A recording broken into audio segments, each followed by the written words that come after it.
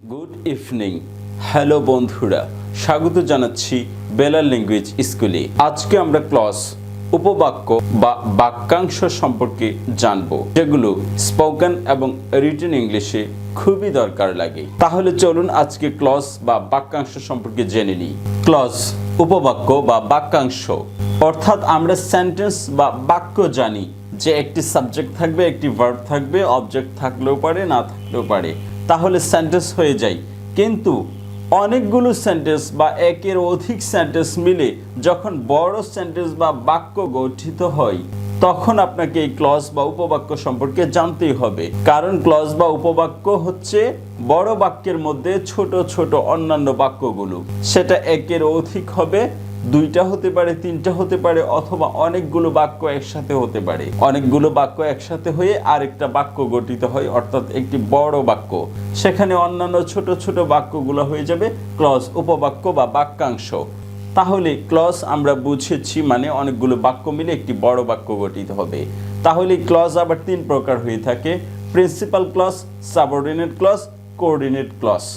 Principal clause হচ্ছে যেখানে বাক্যটা স্বাধীন, অর্থাৎ আমি ভাত খাই, আই ইট রাইস, এই কথাটি বললে এখানে আর চাওয়ার কিছু থাকে না, সব স্পষ্ট হয়ে যায়, তাহলে এটা principal clause. Subordinate clause, subordinate clause হচ্ছে একটি বাক্য আরেকটি বাক্যর অধীনে থাকবে, অর্থাৎ একটি প্রিন্সিপাল বাক্য থাকবে আর তার সংযুক্তি হিসেবে আরো ছোট ছোট বাক্য থাকবে, সেটা হচ্ছে সাবঅর্ডিনেট ক্লজ। যেমন it is important that he will do the work, এটা খুবই গুরুত্বপূর্ণ যে সে কাজটি করবে। তাহলে ইট ইজ ইম্পর্ট্যান্ট, এটা খুবই গুরুত্বপূর্ণ। That he will do the work, সে যে কাজটি করবে। তাহলে দ্যাট যুক্ত অংশটা এই ইট ইজ ইম্পর্ট্যান্ট এর উপর নির্ভরশীল। তাহলে ইট ইজ ইম্পর্ট্যান্ট, এটা গুরুত্বপূর্ণ।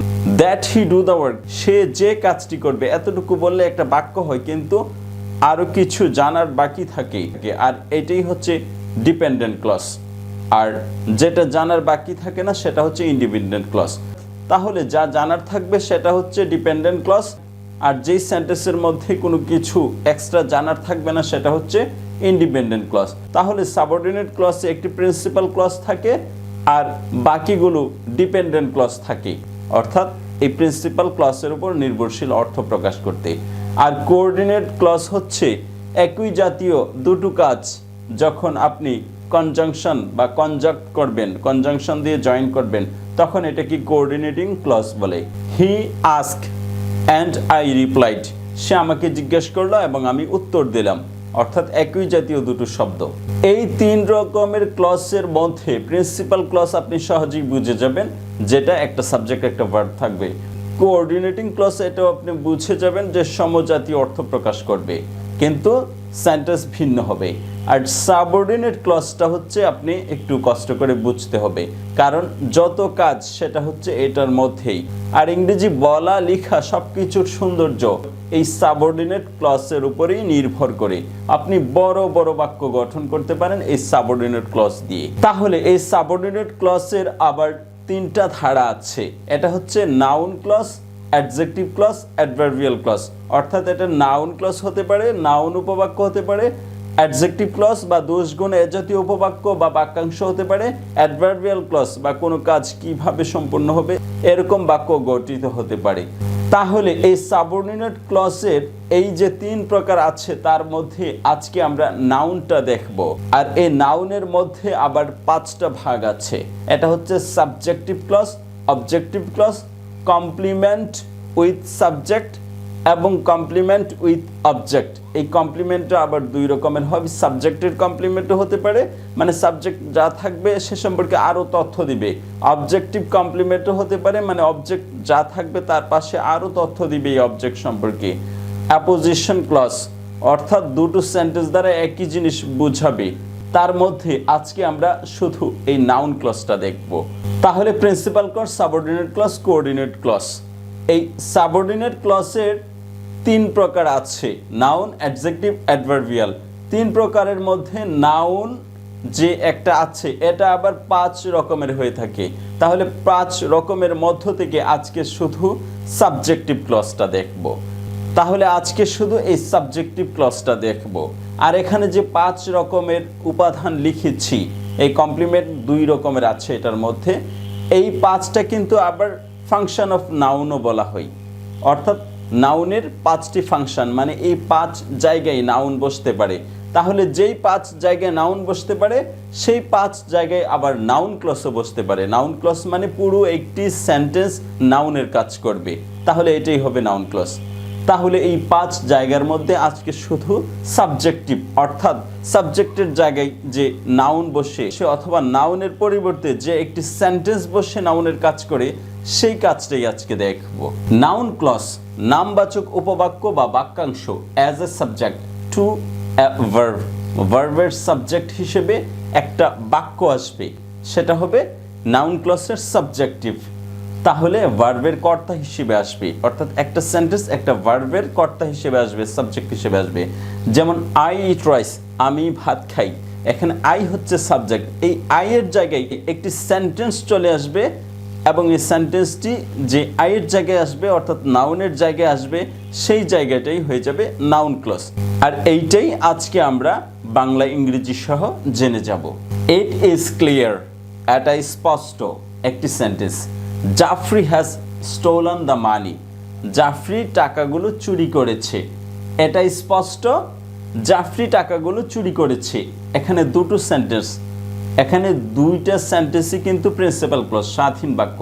তাহলে এগুলোকে পরাধীন বানিয়ে নাউন ক্লজ বানিয়ে দেব এবং নাউন ক্লজের সাবজেক্টিভ হিসেবে বানিয়ে নেব। তাহলে কিভাবে বানাই দেখুন। ইট ইজ ক্লিয়ার, এটা স্পষ্ট, এটা পরিষ্কার। Jafri has stolen the money, Jafri টাকাগুলো চুরি করেছে। তাহলে এই দুটো সেন্টেন্সকে আগে একটা বড় সেন্টেন্স বানাই। বড় সেন্টেন্স দেখুন, ইট ইজ ক্লিয়ার দ্যাট, এটা পরিষ্কার যে Jafri has stolen the money, Jafri টাকাগুলো নিয়েছে। তাহলে দুটো সেন্টেন্স মিলে একটি সেন্টেন্স হয়ে গিয়েছে। তাহলে দ্যাট দ্বারা জয়েন দিয়ে দুটো সেন্টেন্সকে একটি সেন্টেন্স বানিয়ে নিয়েছি, অর্থাৎ এখানে দুটো সেন্টেন্সই আছে কিন্তু একটি বড় সেন্টেন্স হয়ে গিয়েছে, দ্যাট দ্বারা কানেক্ট করে দিয়েছি। তাহলে ইট ইজ ক্লিয়ার, এটা পরিষ্কার, that Jafri has stolen the money, যে জাফরি টাকা নিয়েছে। এই দ্যাটটা আপনি এটার সাথেও সংযুক্তি করতে পারেন বাংলা অর্থ উঠাতে, আবার দ্যাটটা এটার সাথেও সংযুক্তি করতে পারেন। দেখুন কিভাবে সংযুক্তি হয়েছে। ইট ইজ ক্লিয়ার দ্যাট, এটা পরিষ্কার যে Jafri has stolen the money, Jafri টাকা নিয়েছে। অথবা ইট ইজ ক্লিয়ার, এটা পরিষ্কার that Jafri has stolen the money, যে জাফরি টাকা নিয়েছে। তখন আপনার উচ্চারণটা একটু ভিন্ন হবে। তাহলে দ্যাট 2 দিকেই যেতে পারে, কিন্তু প্রকৃতপক্ষে দ্যাটটা কিন্তু পরের সেন্টেন্সটার সাথে সংযুক্তি থাকে। বাংলা অর্থ উঠানোর ক্ষেত্রে আপনি 2 দিকেই নিতে পারেন। তাহলে এটা পরিষ্কার যে জাফরি টাকা নিয়েছে, মাঝখানে যে দিয়ে দুটো সেন্টেন্স যুক্ত করে ফেলেছি।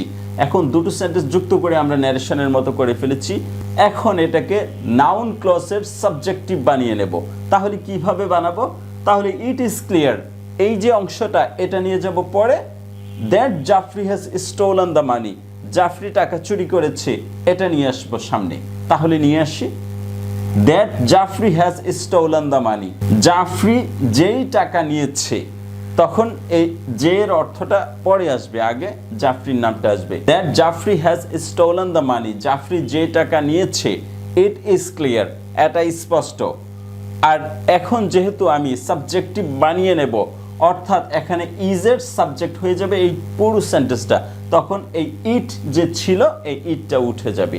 ইটটা উঠে গেলে এখানে ইট সাবজেক্ট ছিল, এই সাবজেক্টের জায়গায় এই পুরো সেন্টেন্সটা চলে আসছে। তাহলে that Jafri has stolen the money, Jafri যেই টাকা নিয়েছে, ইজ ক্লিয়ার, সেইটা ক্লিয়ার। এখানে ইজের অর্থ মনে মনে থাকবে, কিন্তু বাস্তবে আপনি ইটটা লিখবেন না। তাহলে দেখুন এখানে নাউন ক্লজ কিভাবে হয়েছে। সাবজেক্টের জায়গায় একটা সেন্টেন্স বসেছে, that Jafri has stolen the money, Jafri যে টাকা নিয়েছে। এখানে পুরো একটা সেন্টেন্স, এটা ইজের সাবজেক্ট হয়েছে, আর ক্লিয়ারটা হচ্ছে অবজেক্ট। তাহলে অবজেক্ট, ভার্ব, সাবজেক্ট, এই পুরো সেন্টেন্সটা একটা সাবজেক্ট হয়ে গিয়েছে এবং এই সাবজেক্টটা নাউনের জায়গায় বসেছে, অর্থাৎ আই ইট রাইস আই এর জায়গায় বসেছে, এজন্য এটা নাউন ক্লজ হয়ে গিয়েছে। এবং নাউন ক্লজের as a subject to a verb, ভার্বের কর্তা হিসেবে, ইজের কর্তা হিসেবে এই সেন্টেন্সটা ব্যবহৃত হয়েছে, এজন্য এটা নাউন ক্লজ। এবং নাউন ক্লসের মধ্যে সাবজেক্টিভ নাউন ক্লস, অর্থাৎ সাবজেক্টের জায়গায় বসেছে। আর অর্থ হবে জাফরি যেই টাকাটা নিয়েছে সেইটা পরিষ্কার। সেইটা মানে এখানে যে ইট ছিল এটার অর্থ, ইটটা কিন্তু আপনি লিখবেন না, কারণ ইটের পরিবর্তে এখানে পুরো সেন্টেন্সটা চলে আসছে। তাহলে এই ইট ইজ ক্লিয়ার এটা চলে যাবে পরে, Jafri has stolen the money এটা চলে আসবে সামনে, আর দ্যাট দ্বারা যে কানেক্ট করেছি এই কানেক্টরটা সহ সামনে চলে আসবে, এবং ইট ইজ ক্লিয়ার এটা পরে চলে যাবে, আর ইটটা উঠে যাবে। তাহলে এই সেন্টেন্সটা বাংলা এবং ইংরেজি বুঝেছি। এখন বাকি সেন্টেন্সগুলো দেখলে আমরা বাংলা ইংরেজি সহজেই বুঝে যাব। তারপরের সেন্টেন্সটি দেখুন, তাহলে আপনি যেই অর্থটা বাংলার সাথে মিলে সেই অর্থটাই নেবেন। কখন সাধারণত প্রশ্নের জন্য করা হয়, কিন্তু কখনো যখন আপনি একটু লম্বা টান দিবেন, অর্থাৎ আপনার প্রনাউন্সিয়েশন বা উচ্চারণটা যখন লম্বা হবে কখন, তখন কিন্তু আর কোশ্চেন থাকবে না, তখন অন্যরকম একটা ফিলিংস চলে আসবে। তাহলে কখনো বলতে পারেন, যখনও বলতে পারেন। মূলত এটা যখন অর্থ, কিন্তু কখনই ব্যবহৃত হয় লম্বা টান দিয়ে। তাহলে when Jafri will love Zaima is unknown, Jafri কখন জাইমাকে ভালোবাসবে বিষয়টা সম্পূর্ণ অজানা। তাহলে সম্পূর্ণ অজানা, ইজ আননোন, তাহলে এটা কি ছিল? ইট ইজ আননোন, ইহা সম্পূর্ণ অজানা, ইটটা উঠে গিয়েছে। আর যদি ভেঙে ভেঙে আলাদা সেন্টেন্স বানাতে চান তাহলে মূলত কি ছিল? এই সেন্টেন্সটা উল্টাতে হবে। ইট is unknown when Jafri will love Zaima, it is unknown এটা অজানা, when Jafri will love Zaima যখন জাফরি জাইমাকে ভালোবাসবে। তাহলে এটা উল্টিয়ে বানিয়ে নিয়েছি, when Jafri will love Zaima কখন জাফরি জাইমাকে ভালোবাসবে, অথবা যখন জাফরি জাইমাকে ভালোবাসবে। ইজ আননোন এটা সম্পূর্ণ অজানা, তাহলে এখানে ইট ছিল, ইট ইজ আননোন, ইটটা উঠিয়ে নিয়েছি। তখন এটা হচ্ছে অবজেক্ট, ইজ হচ্ছে ভার্ব, আর এই পুরো সেন্টেন্সটা সাবজেক্টের জায়গায় বসেছে। তখন এটা সাবজেক্টিভ, অথবা তখন এটা সাবজেক্টিভ নাউন ক্লজ হয়ে গিয়েছে, অর্থাৎ নাউনের জায়গায় বসেছে। আই ইট রাইস, আমি ভাত খাই, এই আই এর জায়গায় বসেছে, ভার্ব হচ্ছে ইজ। তাহলে পুরো সেন্টেন্সটা একটা সাবজেক্ট হয়েছে, এটা হচ্ছে নাউন ক্লজ।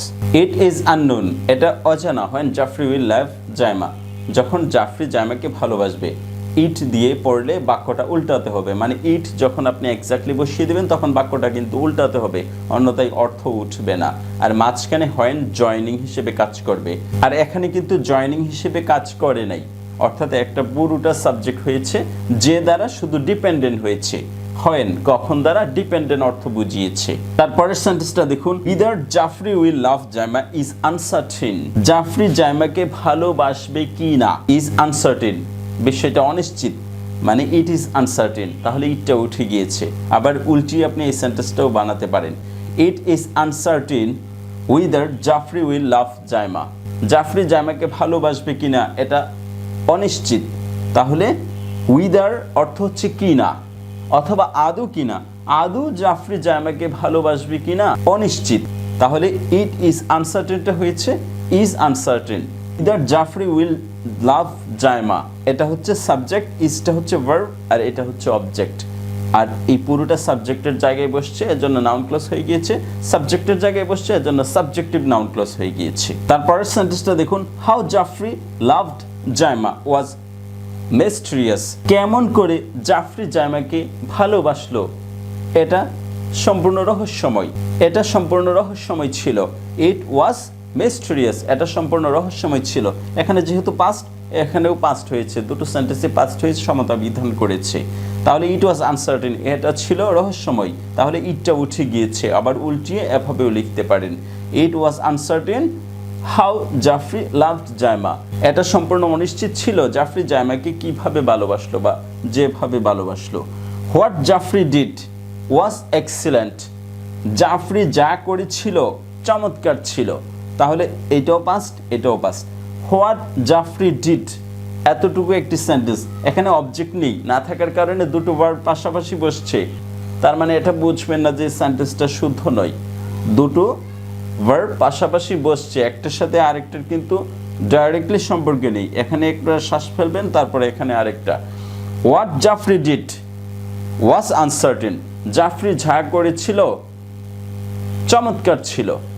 তাহলে হোয়াট জাফরি ডিড এটা হচ্ছে সাবজেক্ট, এই ওয়াজের পুরো সেন্টেন্সটা, আর এক্সেলেন্টটা হচ্ছে অবজেক্ট।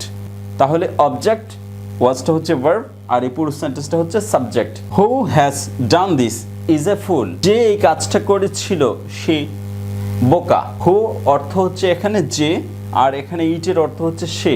যে কাজটা করেছিল সে বোকা, তাহলে ইটটা উঠে যাবে। আবার উল্টিয়ে এভাবেও লিখতে পারেন, it is a full who has done this. এভাবে আমরা নাউন ক্লজ এর সাবজেক্টিভ ভার্ব জেনে গিয়েছি। নাউন ক্লজ নামবাচক উপবাক্য বা বাক্যাংশ as a subject to a verb.